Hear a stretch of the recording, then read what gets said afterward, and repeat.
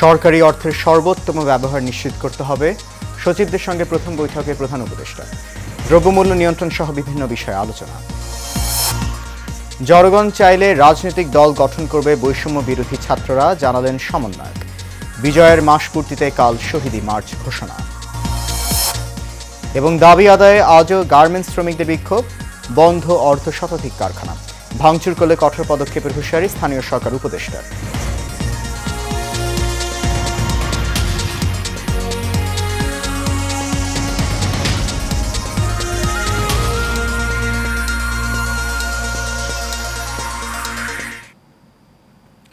সবাইকে স্বাগত জানাচ্ছি এশিয়ান প্রাইম নিউজে। আপনাদের সাথে আছি আমি সৈয়দ মাহিউজ্জামান মুখর।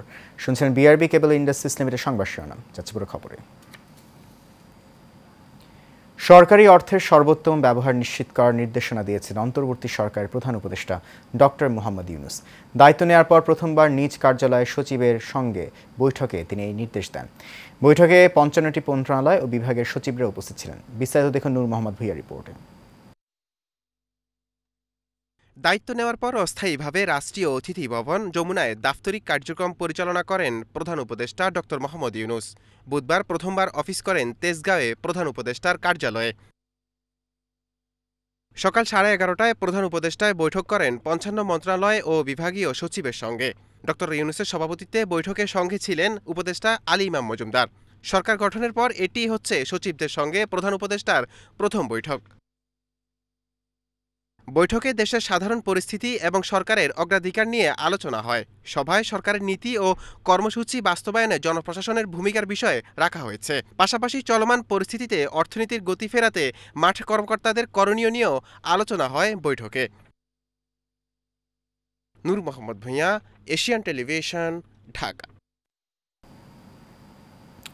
সরকারি চাকরিতে কোটা সংস্কার থেকে শুরু করে সরকার পতনের দাবিতে বৈষম্য বিরোধী ছাত্র আন্দোলনের লাগাতার কর্মসূচি চলাকালে বিভিন্ন সহিংসতায় নিহতদের স্মরণে কাল শহীদি মার্চ কর্মসূচি পালন করা হবে।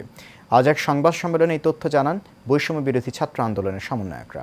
এ সময় তারা আরও জানান, জনগণ চাইলে প্রয়োজনে রাজনৈতিক দল গঠন করা হবে। দেখুন এই চিত্র রিপোর্ট। ঢাকা বিশ্ববিদ্যালয়ে সাংবাদিক সম্মেলনে কথা বলেন বৈষম্য বিরোধী ছাত্র আন্দোলনের সমন্বয়করা। তারা জানান, আন্দোলনের মুখে আওয়ামী সরকার পতনের ১ মাস পূর্তি উপলক্ষে সারা দেশে শহীদি মার্চ পালন করবে বৈষম্য বিরোধী ছাত্র আন্দোলন। আমাদের এই শহীদি মার্চটি শুরু হবে ঢাকা বিশ্ববিদ্যালয়ের রাজু ভাস্কর্যের সামনে থেকে। এ সময় সমন্বয়ক সার্জিস আলম বলেন, গণহত্যার সঙ্গে জড়িতদের কোনোভাবে ছাড় দেওয়া হবে না। গণহত্যা নিয়ে তদন্তের জন্য ছাত্ররা ফ্যাক্ট ফাইন্ডিং টিম তৈরি করার চেষ্টা করছে। আমরা শুধু আন্তর্জাতিক মিডিয়া নয়, দেশীয় মিডিয়া নয়, বরং প্রত্যেককে তাদের জায়গা থেকে আমরা অনুরোধ করব, আপনারা এই ডকুমেন্টেশনগুলো করুন। আপনারা দেখুন কিভাবে নিষিদ্ধ গুলিগুলো দিয়ে আমার ভাইয়ের বুকটি ঝাঁঝরা করা হয়েছে, কিভাবে পুলিশ ওই লিথাল গুলিটি, জনগণের টাকায় কেনা গুলিটি বাংলাদেশের ছাত্র জনতার মেরুদণ্ডে বিদ্ধ করার জন্য, জীবন নেয়ার জন্য ব্যবহার করেছে। এ সময় আরেক সমন্বয়ক হাসনাত বলেন, আওয়ামী লীগ শেখ মুজিবকে নবী হিসেবে প্রতিষ্ঠা করতে চেয়েছে, এমনকি সংবিধানকে আওয়ামী সংবিধান হিসেবে তৈরি করা হয়েছিল।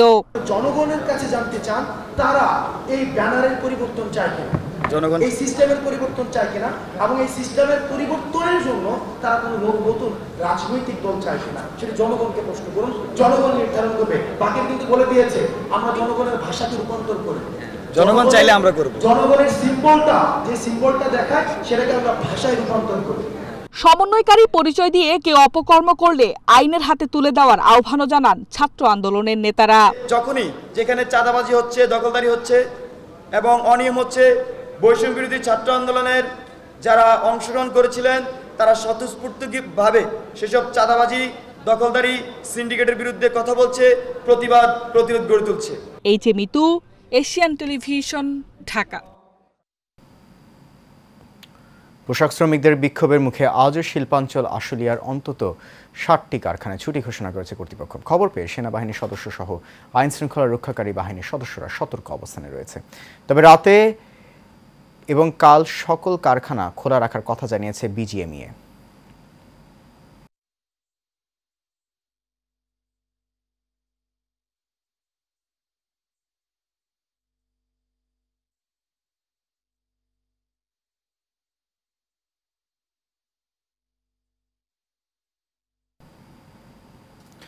স্থানীয় সরকার, পল্লী উন্নয়ন এবং সমবায় মন্ত্রণালয়ের উপদেষ্টা এএফ হাসান আরিফ বলেন, যারা শিল্প কারখানায় ভাঙচুর করছে তারা শ্রমিক নয়, তারা বহিরাগত। দুপুরে সচিবালয়ে এক ব্রিফিংয়ে তিনি এই কথা বলেন। তিনি বলেন, শ্রমিক বাঁচাতে, অর্থনীতি বাঁচাতে শক্ত পদক্ষেপ নেওয়া হবে। ইন্ডাস্ট্রিকে বাঁচাতে গেলে, শ্রমিককে বাঁচাতে গেলে, দেশের অর্থনীতিকে বাঁচাতে গেলে কিছু সংখ্যকের বিরুদ্ধে পদক্ষেপ নিতে হবে, কঠোর পদক্ষেপ নিতে হবে। তো সেই ব্যাপারে আমাদের আলোচনা হলো এবং পদক্ষেপগুলি হয়তো আগামীতে আপনারা দেখতে পাবেন। জনরোষ থেকে বাঁচতে নির্বাচন কমিশনে পদত্যাগ করা উচিত বলে মন্তব্য করেছেন বিএনপির স্থায়ী কমিটির সদস্য ডক্টর AZM জাহিদ হোসেন। দুপুরে রাজধানীর নয়াপল্টনে বিএনপির কেন্দ্রীয় কার্যালয়ে বক্তৃতা দানকালে তিনি এসব কথা বলেন। নির্বাচন কমিশনের সমালোচনা করে তিনি আরও বলেন, স্বৈরাচারী সরকারের ক্ষমতা পাকাপোক্ত রেখেছিল নির্বাচন কমিশন, অথচ তারা এখনও বহাল তবিয়তে বসে আছে নির্লজ্জের মতো। ডক্টর জাহিদ হোসেন বলেন, জনরোষ থেকে বাঁচতে নির্বাচন কমিশনের পদত্যাগ করা উচিত।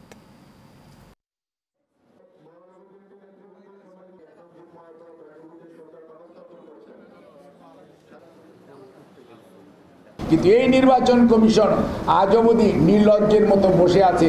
আমি মনে করি যে এই নির্বাচন কমিশন বোধোদয় হওয়া উচিত, পদত্যাগ করে নিজেদের জনগণের রোষ থেকে বাঁচার জন্য পদত্যাগ করে এই সরকারকে সুযোগ দেওয়া উচিত নতুন নির্বাচন কমিশনের। তা না হলে সত্যিকার অর্থে জনরোষ থেকে কেউ রক্ষা পাবে না। আর এই পর্যায়ে থাকছে আন্তর্জাতিক প্রসঙ্গ।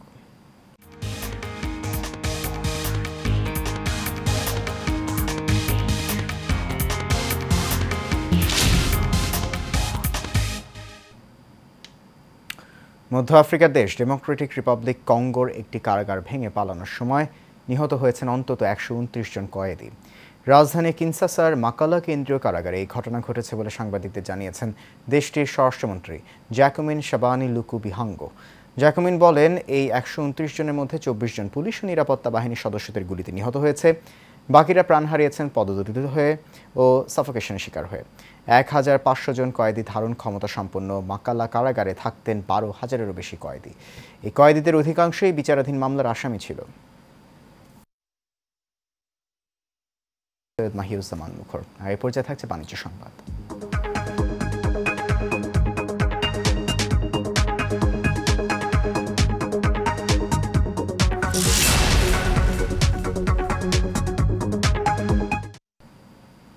ইউনাইটেড কমার্শিয়াল ব্যাংক পিএলসির নবনির্বাচিত পরিচালনা পর্ষদের সভা অনুষ্ঠিত হয়েছে। ইউনাইটেড কমার্শিয়াল ব্যাংকের প্রধান কার্যালয়ে নবনির্বাচিত পরিচালনা পর্ষদের প্রথম সভা অনুষ্ঠিত হয়েছে। সভায় সভাপতিত্ব করেন ব্যাংকের চেয়ারম্যান ও বিশিষ্ট ব্যবসায়ী শরীফ জহির। সভায় পরিচালনা পর্ষদের vice chairman Mohammad Sajjad Hossain, executive কমিটির চেয়ারম্যান মোহাম্মদ তানভীর খান, ঝুঁকি ব্যবস্থাপনা কমিটির প্রধান হয়েছেন এবং মোহাম্মদ ইউসুফ আলী এবং অডিট কমিটির প্রধান হয়েছেন চার্টার্ড অ্যাকাউন্টেন্ট ওবায়দুর রহমান। ভারপ্রাপ্ত ব্যবস্থাপনা পরিচালক ও সিইও সৈয়দ ফরিদুল ইসলাম সহ ব্যাংকের ঊর্ধ্বতন কর্মকর্তারা উপস্থিত ছিলেন।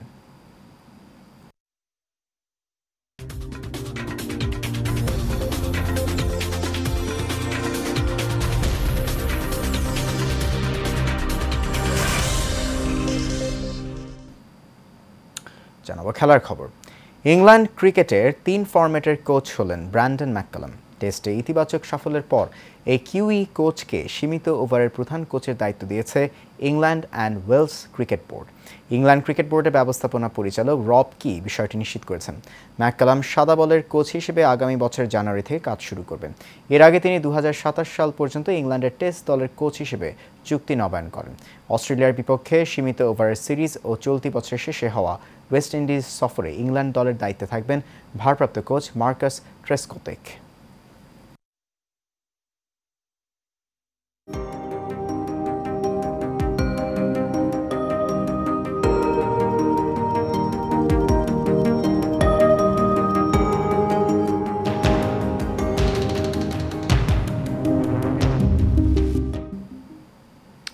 এবার সিওডিল প্রেজেন্স হেলথ অ্যান্ড বিউটি।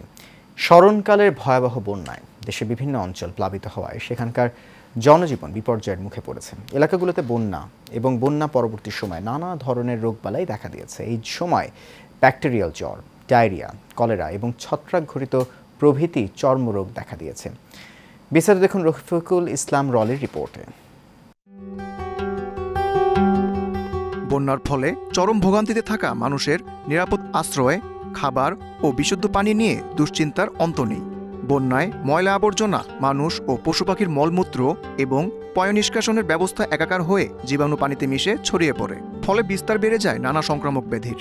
বন্যা যে জিনিসটা হয় মানে পানি আসে, তো পানি আসলে ঘর বাড়ি ডুবে যায় এবং মানুষরা আশ্রয় কেন্দ্রে যান। তো আমরা দেখি বন্যার পরবর্তী পরে যে বন্যার পানি নামতে থাকে, মানুষও ধীরে ধীরে বাড়ি ঘরে যায়। তো কাদা পানি থাকে, কাদা পানি পারানোর পরে দেখি যাদের একজিমা ছিল, যাদের সোরিয়াসিস ছিল, তাদের বিভিন্ন রোগশোক ছিল, ছত্রাক ছিল, এগুলি বাড়তে থাকে। যেমন খুশপাছড়া, চুলকানো, অনেকে আঙ্গুলের ফাঁকে, গায়ে, শরীরে ভাঁজে চুলকায়, এই চুলকানো এটা অনেক দেখা দেয়।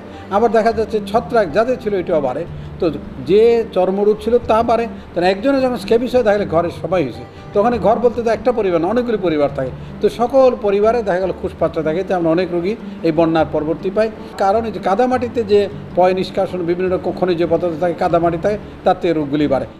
এই সময় ব্যাকটেরিয়াল জ্বর, ডায়রিয়া, কলেরা, ছত্রাক ঘটিত প্রভৃতি চর্মরোগ, বুকের প্রদাহ এবং মশাবাহিত রোগের খুব বেশি প্রকোপ দেখা যায়। Prevention is better then cure. যদি সবাই একটু সচেতন থাকেন, সচেতন হলে কিন্তু এই চর্মরোগ থেকে, বন্যার পরবর্তী চর্মরোগ থেকে রক্ষা পাওয়া যায় এবং পরবর্তী চর্মরোগকে পরে একজিমা হয় এবং অনেক দিন ভুগতে থাকেন। তাই আমরা যদি এখানে দেখা যাচ্ছে আমরা নিজেকে রক্ষা করার জন্য পরিষ্কার পরিচ্ছন্ন থাকি, চর্মরোগটা হবে না এবং ভবিষ্যতে চর্মরোগ থেকে নিজেকে রক্ষা করতে পারবে। বন্যা পরবর্তী সময়ে রোগবালাই প্রতিরোধের মাধ্যমে পানি নেমে যাওয়ার সাথে সাথে সব জায়গা পরিষ্কার পরিচ্ছন্ন এবং জীবাণুমুক্ত করতে হবে। এর সাথে শেষ করবো এশিয়ান প্রাইম নিউজ। তার আগে বিআরবি কেবল ইন্ডাস্ট্রিজ লিমিটেড সংবাদ শিরোনামগুলো জানিয়ে দিচ্ছি আরও একবার।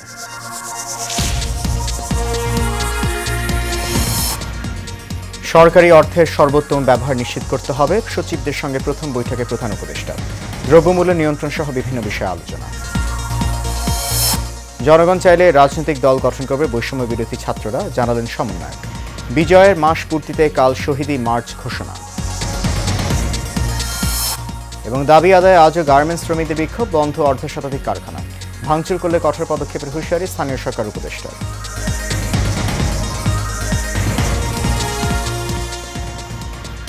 এশিয়ান প্রাইম নিউজ এ পর্যন্ত। আমাদের পরবর্তী আয়োজন দেখার আমন্ত্রণ রইল। এতক্ষণ সঙ্গে থাকার জন্য অনেক ধন্যবাদ সবাইকে। শুভরাত্রি।